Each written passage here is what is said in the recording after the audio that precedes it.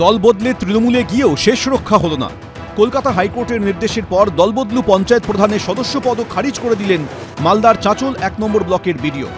২১ আসন বিশিষ্ট মহানন্দপুর গ্রাম পঞ্চায়েতে 10টি আসনে জয়ী হয় কংগ্রেস, তৃণমূল 8টি ও বিজেপি, সিপিএম ও নির্দল 1টি করে আসনে জয়ী হয়। কিন্তু বোর্ড গঠনের আগে কংগ্রেসের টিকিটে জয়ী মৌদাস সরকার দল বদল করে তৃণমূলে চলে যান। এরপর কংগ্রেস থেকে আসা মৌদাস সরকার ও এক সিপিএম সদস্যকে নিয়ে বোর্ড গঠন করে তৃণমূল।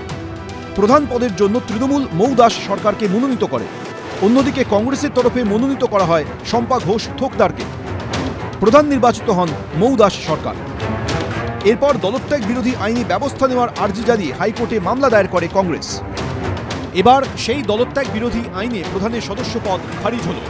বিশ্বাসঘাতকতার পরাজয় হয়েছে, এবার তারাই বোর্ড গড়বে বলে দাবি করেছে কংগ্রেস। আমরা মহানন্দপুর অঞ্চলে 10টি সিট জিতেছিলাম জাতীয় কংগ্রেসের প্রতীকে, তারই একজন সে মেম্বার ছিল আমাদের।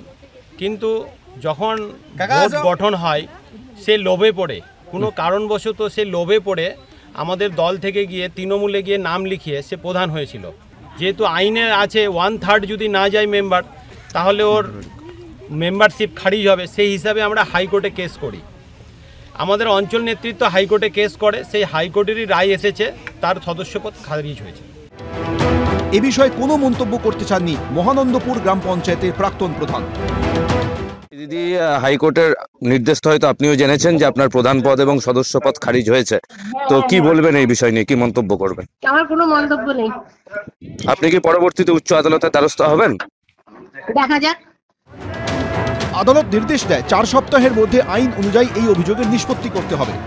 এরপরই 30শে জানুয়ারি কংগ্রেসের 9 জন সদস্যের সঙ্গে আলোচনা করেন বিডিও।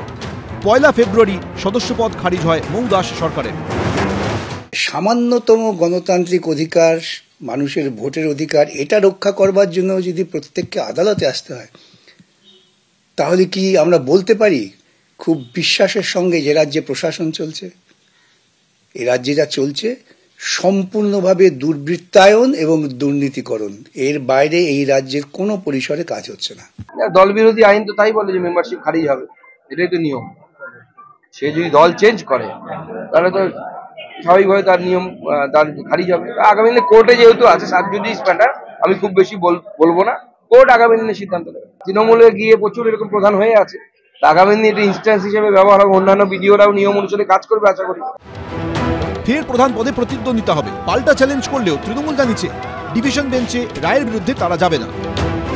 সিপিএম পার্টি সমর্থন করেনি, সিপিএম এর টিকিটে যারা জিতেছে সিপিএমকে পরিত্যাগ করেও চলে এসছে।